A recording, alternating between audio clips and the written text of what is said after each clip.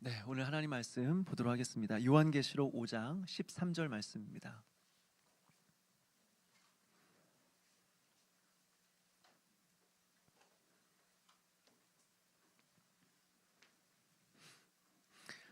요한계시록 5장 13절 말씀 한 절입니다. 우리 같이 한 목소리로 읽겠습니다. 시작. 내가 또 들으니 하늘 위에와 땅 위에와 땅 아래와 바다 위에와 또 그 가운데 모든 피조물이 이르되 보좌에 앉으신 이와 어린 양에게 찬송과 존귀와 영광과 권능을 세세토록 돌릴지어다 하니. 아멘. 한번 기도하시겠습니다. 내 생각보다 크신 하나님, 우리가 하나님 앞에 섭니다.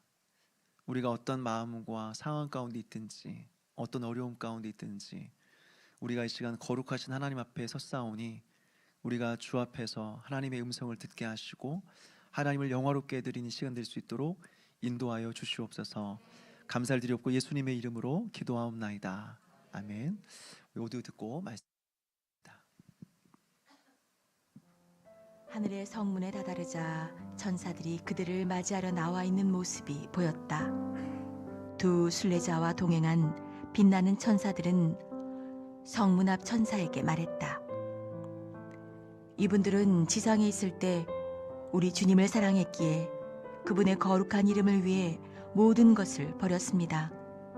하나님께서 우리를 보내시어 이분들을 맞이하라고 하셨죠.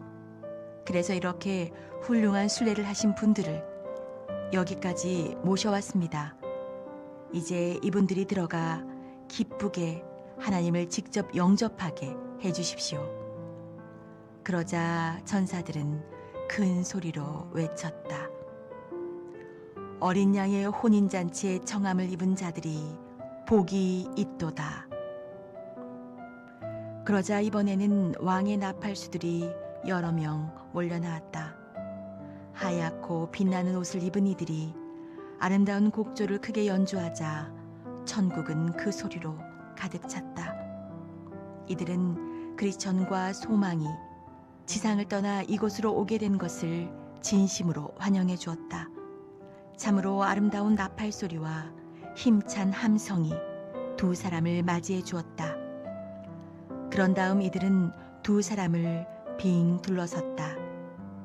앞뒤 좌우로 에워싼 높은 곳까지 호위하는 모양으로 두 사람이 걸음을 내디딜 때마다 아름답고 높은 선율의 음악을 계속 연주해 주었다. 그 모습은 마치 천국이 아래로 내려와 몸소 그들을 맞이하는 것처럼 보였다. 모두들 발걸음을 옮기자 반가운 표정으로 환영의 몸짓을 하고 있는 나팔수들이 흥겨운 곡조를 연주해 주었다.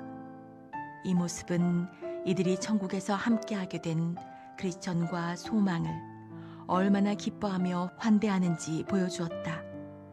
순례자들은 빙 둘러선 천사들의 모습을 보고 아름다운 음악 소리를 들으니 아직 하늘의 성에 도착하지 않았지만 이미 와 있는 것 같은 기분이 들었다.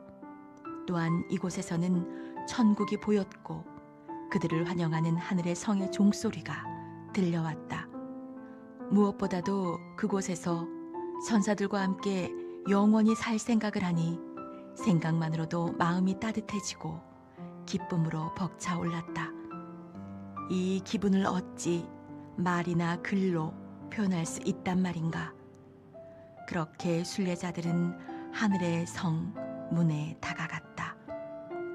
문에 다다르자 황금으로 이렇게 쓰여 있었다. 이는 저희가 생명나무에 나아가며 문들을 통하여 성에 들어갈 권세를 얻으려 함이라. 그때 내가 꿈에서 보니 빛나는 천사들이 순례자들에게 문에서 외치라고 했다. 그래서 순례자들이 그렇게 했더니 문 위쪽으로 에녹, 모세, 엘리야 그리고 다른 사람들의 모습을 나타냈다. 순간 누군가 그들을 위해 이렇게 외쳤다. 이 순례자들은 하늘의 왕을 사모하여 멸망의 도시를 떠나왔습니다. 그러자 순례자들은 순례를 시작할 때부터 간직하고 있던 증명서를 그들에게 건넸다. 그들이 이 증명서를 하나님께 올리자 그분께서는 그것을 읽으시고 순례자들은 어디 있느냐고 물으셨다. 그들은 지금 문 밖에 기다리고 있습니다 라고 대답했다. 왕은 문을 열라고 명하시면서 이렇게 말씀하셨다. 너희는 문들을 열고 신의를 지키는 의로운 나라로 들어오게 할지어다. 나는 꿈에서 2명의 순례자가 서 있는 모습을 보았다. 문 안으로 들어가는 순간 그들은 찬란하게 빛나는 황금 옷을 입게 되고 하프와 면류관도 받았다. 그 하프는 찬양을 할 때 쓰는 것이며 면류관은 영예로움의 상징이었다. 그때 내 꿈속에서 기쁨의 종소리가 울려 퍼지면서 이렇게 외치는 소리가 들렸다. 내 주인의 즐거움에 참여할지어다. 그런 다음 순례자들이 큰 소리로 찬양하는 소리도 들렸다. 보좌에 앉으신 이와 어린 양에게 찬송과 존귀와 영광과 능력을 세세토록 돌릴지어다. 순례자들을 향해 하늘의 성문이 활짝 열렸을 때 나는 그 안을 슬쩍 들여다볼 수 있었다. 성 안은 태양처럼 빛나고 있었다. 거리는 온통 금으로 덮여 있었고 머리에 면류관을 쓰고 손에는 황금 하프를 든 수많은 사람들이 찬양하며 거닐고 있었다. 날개 달린 자들은 쉴 새 없이 얘기를 주고받으면서 거룩하신 주님이시여라고 찬송하고 있었다. 순례자들이 안으로 들어가자 문은 곧 닫혔다.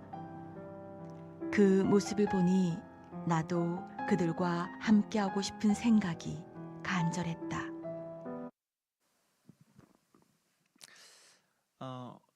오늘 뭐 특별한 날은 아니죠, 그죠? 예.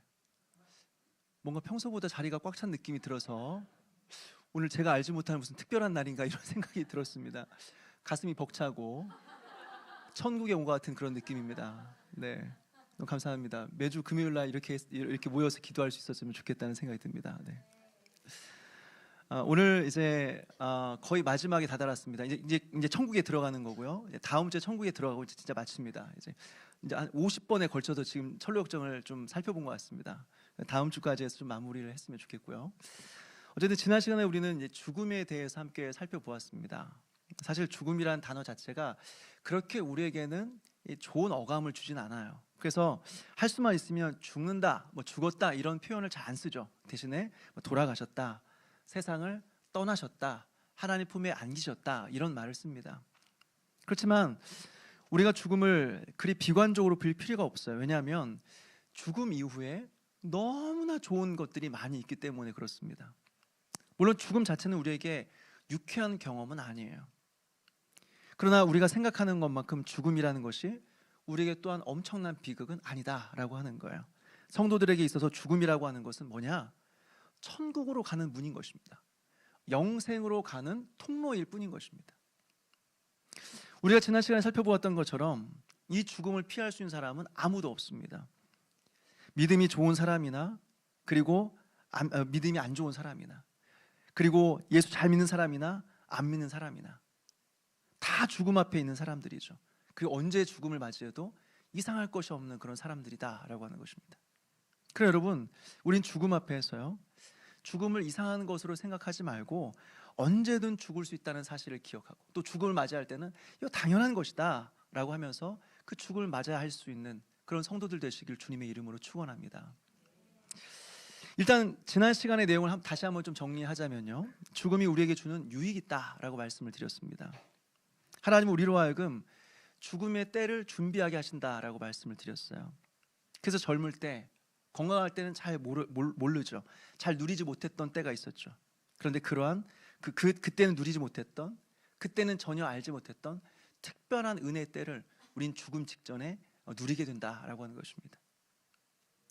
그러나 우리는 또 지난 시간에 살펴본 것처럼 죽음 자체라는 관문을 통과하기 전에 우리에게 닥치는 어려움도 있다는 사실을 발견하게 됩니다. 그것은 무엇이냐? 사단이 할 수만 있다면 성도들의 믿음을 흔들어 놓는 것입니다. 끝까지 성도들의 마음을 흔들어 놓는 것입니다. 죄가 생각나게 하고 그것 때문에 나는 천국에 이를 수 없다고 하는 부정적인 생각과 두려운 마음들이 계속해서 샘솟는 거예요. 무엇보다 그 과정이 힘든 이유는 무엇이냐면 그 길을 어느 누구도 도울 수가 없다는 것입니다. 그래도 이 세상에서는 죽기 직전까지는 옆에서 사람들 도울 사람들이 있습니다. 가족들이 도울 수 있고 의료진이 돕고 목회자가 도울 수 있고 그리고 동역자들이 도울 수 있습니다. 그런데 죽음 자체는요 오직 자기 혼자서만 감당해야 되는 일이다. 죽음의 터널은 자기 혼자서만 통과해야 되는 길이다 라고 하는 것이죠. 그러니까 죽음 앞에서 우리 부모님의 신앙, 우리 남편의 신앙, 내 아내의 신앙 이것으로는 안 되는 것입니다. 본인에게 확실한 믿음이 없다고 한다면 안 된다라고 하는 것이죠. 그래서 뭐가 필요해요? 참된 신앙이 필요합니다. 신앙은 신앙인데 누가 뭐라고 해도 흔들리지 않을 신앙이 필요하다. 다시 말해서 복음인데 다른 사람의 복음이 아니라 나의 복음. 하나님인데 다른 사람의 하나님이 아니라 나의 하나님. 내 생각보다 크신 하나님. 진리가 머릿속에서만 머무르는 그런 지식이 아니라 체험이 있는 그런 지식이 되어야 된다라고 하는 것입니다. 이것이 없으면 안 된다라고 하는 거죠. 이제 오늘 여러분들과 함께 살펴볼 장면은요, 크리스찬과 소망이 이제 강물에서 나왔습니다. 그리고 천성을 향해 갑니다. 이것을 통해서 우리는 영생의 본질이 무엇인가 이 과정을 통해서 배우게 돼요. 첫 번째로 영생이라고 하는 것은 무엇이냐, 영생의 삶은 무엇이냐. 첫 번째로 천사들의 섬김을 받는다라고 하는 것입니다. 오늘 내용을 보게 되면 크리스찬과 소망은 이제 죽음의 강을 빠져나왔습니다. 그리고 죽음의 강 건너편에 다다르게 되었는데 그때 두 천사가 나타나서 맞이하죠. 그들은 누구냐? 구원받은 자들, 죽음의 강을 통과해서 천성에 이르는 자들을 돕기 위해서 보내어진 천사들이었다라고 하는 것입니다. 이들이 하는 말이 무엇입니까? 강을 건넜지만 그곳이 천국이 아니었어요. 그곳은 저 높은 언덕 위에 구름보다 더 높이 있었습니다. 그들이 하는 일은 무엇이냐? 그 천사들이 바로 그곳까지 올라갈 수 있도록 돕는 역할, 옆에서 돕는 역할을 하는 것이죠. 이것을 통해서 우리가 깨닫게 되는 것은 무엇이냐? 천국에서 우리는 천사들의 섬김을 받는다라고 하는 것입니다. 이전 사람들은 어떻게 생각했냐? 천사들을 신적인 존재로 생각했어요. 그래서 천사들을 우상이 섬비듯이 떠받들었습니다. 히브리서 1장을 보게 되면 그 내용이 나오죠. 유대인들은 천사들을 대단한 존재로 생각하고 그들을 숭배하였습니다. 천사 숭배가 있었습니다. 유대인들에게 있었어요. 그러나 히브리서 기자는 뭐라고 말합니까? 천사들은 우리가 숭배해야 될 대상이 아니다. 오히려 하나님의 자녀들을 위하여 봉사하는 섬기라고 보냄을 받은 종들이다 라고 말하고 있는 것입니다. 여러분, 그러한 특권을 우린 천국에서 누리게 됩니다. 얼마나 놀라운 일입니까? 성경에 보면 천사들이 하나님 앞에 있다가 하나님의 말씀을 전해주기도 하고 또 세상을 둘러보면서 하나님 앞에 그 일들을 보고하기도 하죠. 그리고 기적을 베풀기도 하고 전쟁을 하기도 합니다. 그런데 천국에서는 그 천사들이 우리를 위해 봉사하고 있는 거예요. 그리고 우리는 그 천사들의 섬김과 수종을 받으면서 살아가게 된다라고 하는 것이죠.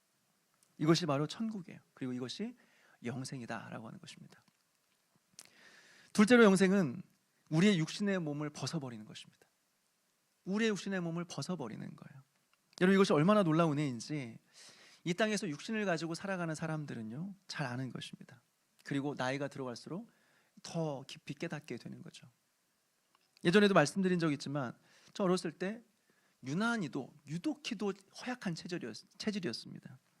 거기다가 굉장히 또 이 개구져가지고 여기저기 굉장히 잘 올라다녔어요. 그리고 올라가다가 땅에 많이 떨어졌습니다. 머리를 많이 다쳤어요. 심하게 많이 다쳤습니다. 그래서 어릴 때부터 그것 때문에 후유증으로 코피를 굉장히 많이 쏟았어요. 그냥 뭐 코에서 그냥 약간 흐르다가 마는 정도가 아니라 정말 수도꼭지에서 물이 나오듯이 이렇게 나왔어요. 그렇게 30분, 1시간씩 매일 흘렸습니다. 매일. 그렇게 10년 동안요. 10년 동안. 그래서 그런지 항상 두통이 있었어요. 두통이 없을 때가 없었어요. 두통이 없는 삶이 뭔지를 이해를 못했어요. 항상 편두통에 시달리고 살았죠. 그리고 머리를 조금만 움직이면 어지러우니까 뛰어다니지를 못했어요. 당연히 책도 읽을 수가 없었습니다. 책을 읽으려고 고개를 숙이면 막 뇌가 밖으로 나오는 것 같더라고요. 쏟아지는 것 같더라고요. 그러니까 책도 못 읽어요. 그래서 할 수 있는 것이라고는 뭐냐, 그냥 학교만 갔다 와서 그냥 집에 누워 있는 거예요. 하루 종일. 그러니까 하루하루 살아가는 것이 얼마나 고통스러웠겠어요. 살아있는 자체가 너무 고통스러운 거예요. 우리 주변에도 보면 아픈 사람들이 왜 이렇게 많아요? 아픈 사람들이 왜 이렇게 많습니까? 병에 걸려서 아프기도 하고, 또 이유를 알 수 없는, 원인을 알 수 없는 통증 때문에 고생하는 분들이 주변에 참 많습니다. 어른들만 그렇습니까? 아이들도 마찬가지죠. 병원에 유아병동에 가게 되면 아이들이, 그 어린애들이 산소호흡기 끼고 링거를 꽂고 죽음을 기다리고 있는 아이들도 많이 있어요. 무엇을 깨닫습니까? 인간의 육체는 너무나 연약하다는 것입니다. 너무나 연약하다. 그런데 죽음의 강을 건너니까 어떻게 되었습니까? 우리가 평생 입고 있었던 이 연약한 육신을 벗어버리게 되었다라고 하는 것입니다. 죽음의 강을 건너서, 그 강을 건너면서 나올 때 우리의 육신이 다 벗겨진다라고 하는 것이죠. 그래서 고린도서를 보게 되면 우리의 육체를 가리켜서 장막이라고 표현하고 있습니다. 다시 말해서 우리의 육체를 가리켜서 텐트라고 말하는 것이죠. 최근에도 아이들이 말해요. 아빠, 우리는 언제 캠핑 가? 캠핑 가서 텐트 치고 고기 좀 구워 먹었으면 좋겠어. 이렇게 이야기를 하더라고요.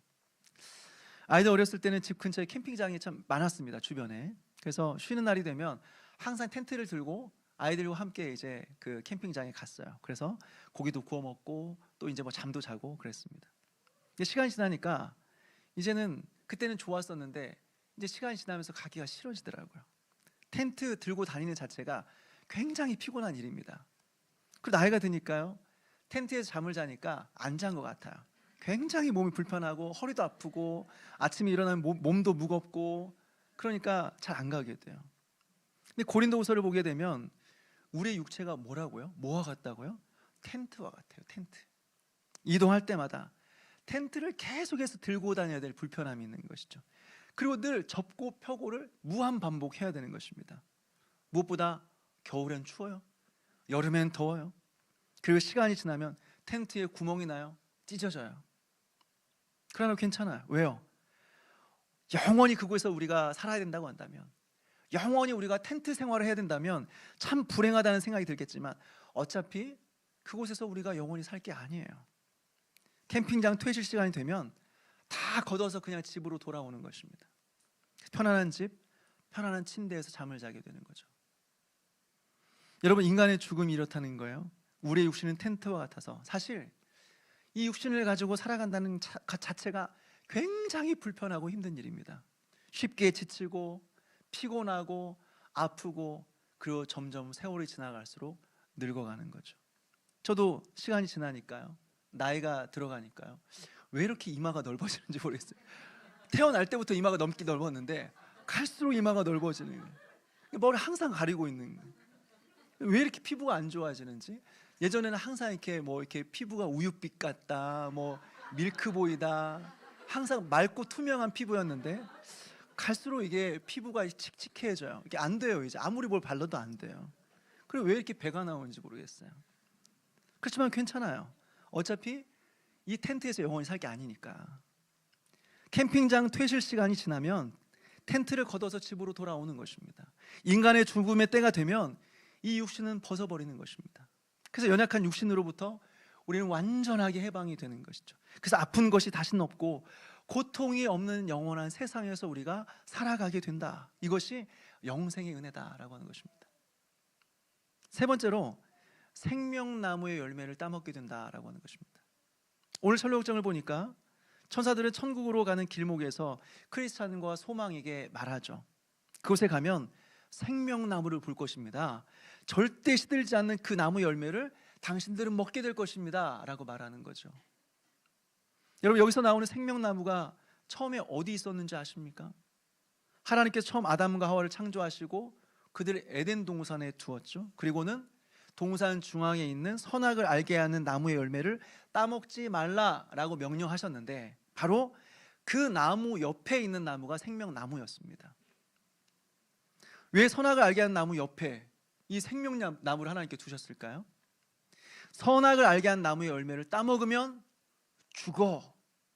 그렇지만 안 따먹으면 영원히 살아라고 하는 거죠.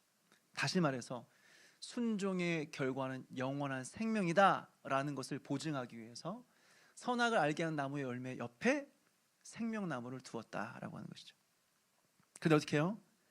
뱀의 유혹으로 아담과 하와가 선악을 알게 하는 나무의 열매를 따먹어 버렸어요. 그 결과 아담과 하와는 에덴에서 쫓겨납니다. 그리고 하나님 천사들을 통해서 그 생명나무를 지키시는 거죠. 왜요? 사람들이 죄를 지은 이후에도 그 생명나무를 따먹으면서 영원히 살까봐. 영원히 살까봐. 그래서 어떤 사람들은 지금도 이 생명나무가 어디 있는지 찾아다녀요. 에덴이 어디 있었고 그래서 생명나무가 어디 있었는지를 계속 찾아다녀요. 생명 연장의 꿈을 실현하려고 하는 것이죠. 코미디와 같은 것입니다. 하나님께서 감추신 것을 어떻게 찾을 수 있겠습니까? 못 찾아요.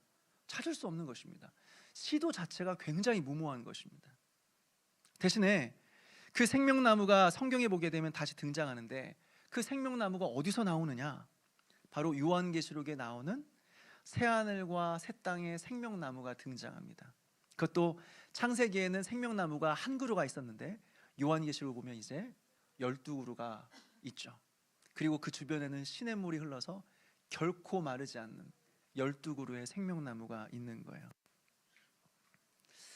여러분, 이것은 바로 단순히 생명나무를 따먹고 오래오래 산다라는 것을 가르쳐주기 위함이 아닙니다. 진정한 영생의 핵심은 무엇이냐? 여러분, 영생의 핵심은 오래 사는 것이 아닙니다. 하나님과 교제를 누리며 살아가는 것이 영생이죠. 그분과 함께 동행하며 살아가는 것이 영생입니다. 여러분, 천국이라는 곳이 바로 이런 곳이에요. 단순히 오래 사는 곳, 죽지 않는 곳, 이런 곳이 천국이 아니에요. 한번 생각해 보십시오. 병든 몸을 가지고 오래 사는 것이 무슨 의미가 있겠습니까? 죄를 가지고 많은 사람들과 시기하고 질투하고 싸우면서 오래 사는 것이 무슨 행복이 있겠습니까? 다시 말해서 하나님 없는 천년만년이 무슨 의미가 우리에게 있겠어요? 그런데 하나님은, 천국은 하나님이 계신 곳이, 그분과 영원하고 완전한 교제 속에서 살아가게 되는 거죠. 이것이 바로 영생의 은혜예요. 그리고 이것이 바로 생명나무의 열매를 따먹는다는 의미죠. 즉, 단순히 오래 사는 것이 아니라 하나님과 친밀한 교제 속에서 살아간다라고 하는 것입니다. 이곳이 천국이에요. 그리고 이것이 영생의 은혜예요. 그러나 여러분, 꼭 죽어서만 천국에서 이런 은혜를 누리는 것은 아닙니다. 이 땅에서도 우리가 누릴 수가 있는데, 이 땅에서 말씀과 기도 속에서 우리가 날마다 살아간다고 한다면 이곳에서도 우리는 언제든지 하나님과 교제하는 삶을 살아갈 수 있는 거죠. 즉, 이곳이 바로 천국이 될 수가 있는 것입니다. 다시 말해서 미리 우린 이 땅에서 천국을 맛보며 살아갈 수 있다.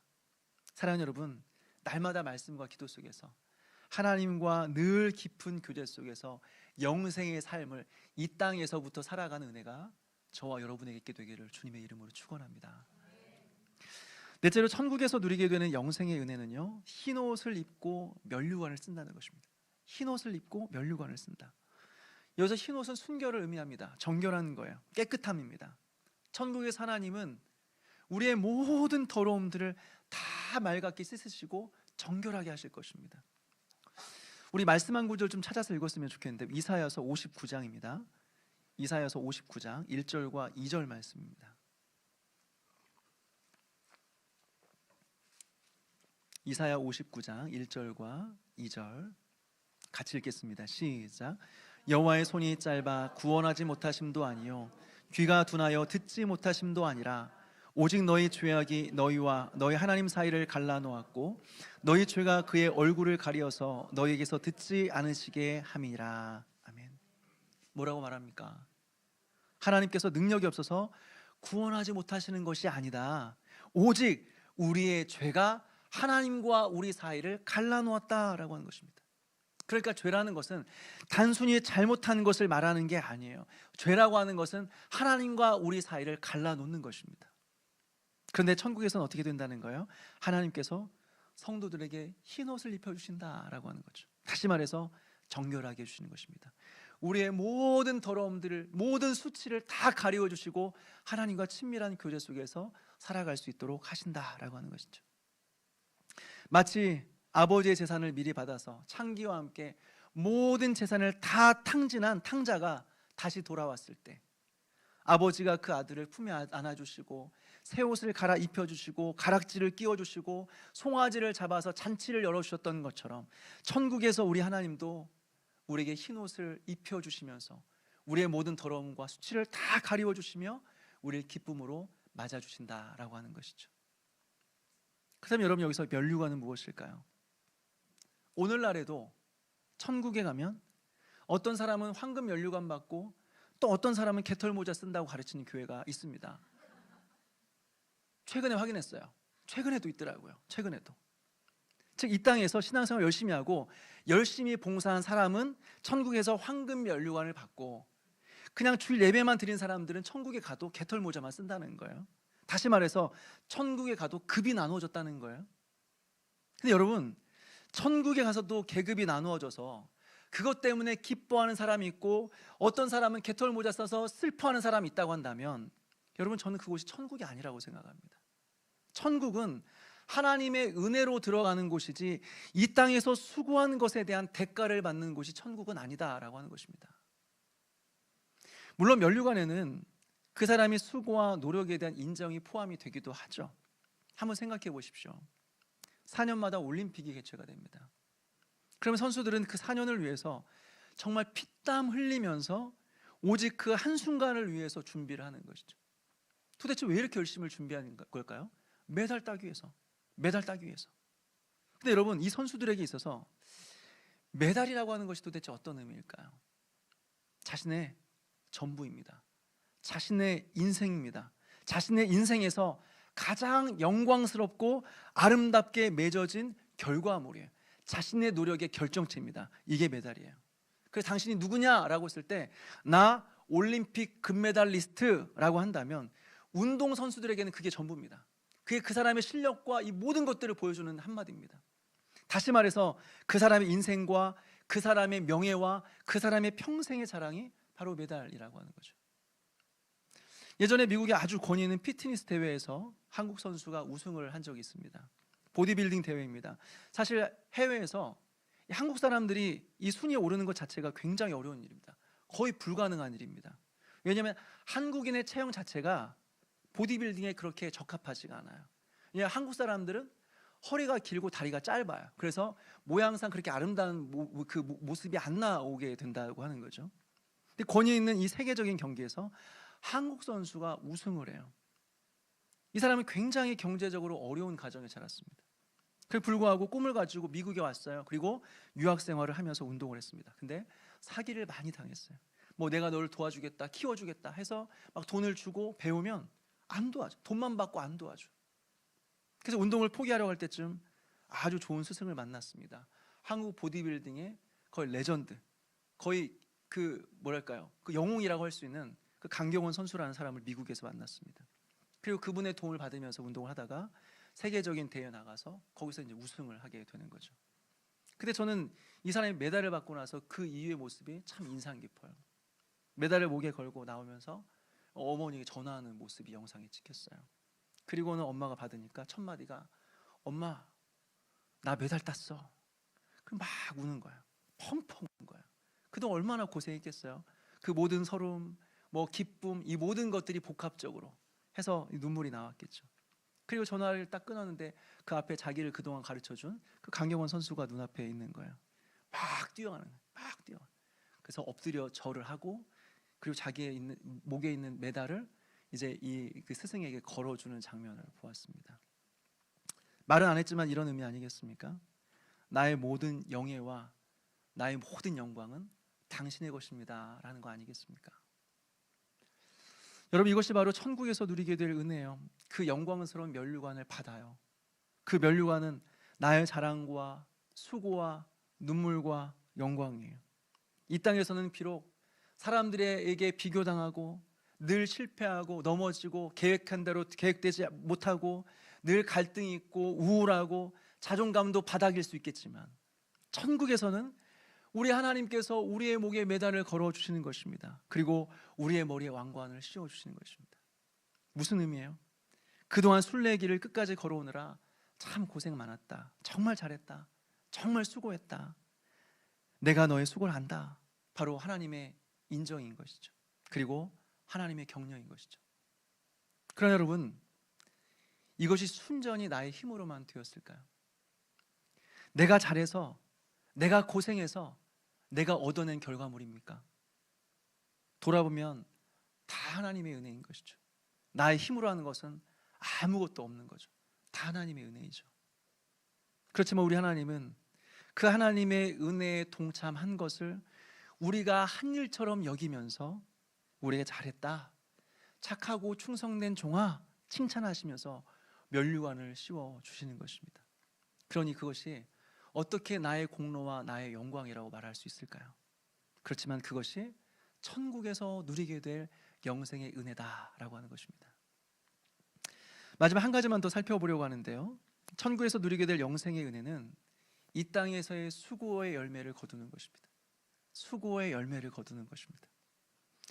천사는 크리스찬과 소망에게 말합니다. 당신들은 그간 행한 모든 수고에 대해 위로받고 모든 슬픔 대신 이제는 즐거움을 받을 것입니다 라고 말합니다. 그 자신이 심는 것, 즉 이 길을 오면서 당신들의 드린 모든 기도와 왕을 위해서 흘린 모든 눈물, 그리고 왕을 위해 받은 모든 고난의 열매를 당신은 다 거두게 될 것입니다 라고 말해요.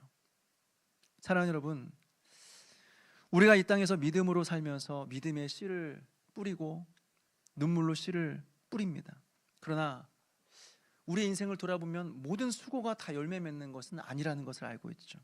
어떤 것들은 한참 지나서 열매를 맺는 것들도 있고, 어떤 것은 아무리 애를 써도 살아생전에 그 열매를 보지 못하고 이 세상을 떠나는 경우도 있습니다. 그럼 우리 안에 무슨 생각이 들어요? 이 땅에서 수고하는 게 무슨 의미가 있어? 아무도 알아주지도 않고 아무도 나의 일에 관심을 갖지 않는데 참고 인내하고 이 땅에서 애쓰고 기도하는 것 도대체 무슨 의미가 있어? 어차피 바뀌는 거 하나도 없는데 다 부질없는 거야? 이런 생각이 들지 않겠습니까? 그런데 갈라디아서 6장 9절은 말합니다. 우리가 선을 행하되 낙심하지 말지니 포기하지 아니하면 때가 이름에 거두리라. 때가 이름에 거두리라 말하고 있습니다. 도대체 그때가 언제예요? 천국에 갔을 때. 우리가 천국에 가면 우리가 이 땅에서 눈물을 흘리며 씨를 뿌리고 기도하고 애썼던 모든 것들의 열매를 천국에서 보게 될 것입니다. 비록 이 땅에서는 그 열매를 보지 못한다고 할지라도 낙심할 필요가 없어요. 천국에서는 완성된 그 열매를 보게 된다라고 하는 것이죠. 여러분, 확실한 것은 이것입니다. 이 땅에서 드린 모든 기도, 다른 영혼을 위해서 흘린 모든 눈물, 하나님을 위해서 받은 모든 고난, 하나님께서는 기억하신다는 거예요. 그리고 이것이 결코 헛되지 않다는 것입니다. 뿌린 것들은 반드시 열매 맺는 것입니다. 여러분, 이것이 확실하다면 오늘 우리는 눈물을 흘리며 씨를 뿌려야 됩니다. 눈물 흘리며 씨를 뿌릴 때 기쁨으로 그 단을 거둘 것이다 믿는 믿음으로 하나님 의지하며 살아가야 되는 것입니다. 오늘 우리의 모습을 보면 어떻습니까? 어찌 보면 아무런 소망이 없고 그 상황과 환경 어려움 가운데 있는 사람들도 있어요. 그렇지만 뭐라도 해야겠기에, 아무것도 안 할 수 없기에 뭐라도 해야 되니까 그저 눈물 흘리면서 씨라도 뿌리는 것입니다. 그러면서도 이것들이 뭔 소용이 있어? 라는 생각이 들 수도 있는 거죠. 그러나 확신을 가지십시오, 여러분. 오늘 우리가 눈물 흘리며 뿌리는 모든 기도와 눈물과 고난과 헌신을 하나님은 기억하신다라고 하는 것입니다. 하나도 땅에 떨어지지 않는 것입니다.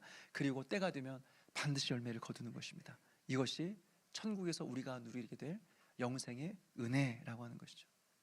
사랑하는 여러분, 오늘 이 말씀을 기억하면서 믿음을 가지고 오늘 하루 믿음의 씨를 뿌리십시오. 기도하고 눈물 흘리며 씨 뿌리는 삶을 살아가는, 그래서 반드시 이 수고의 열매가 천국에서 맺게 되는 은혜를 우리 모두가 함께 누리는 은혜가 있게 되기를 주님의 이름으로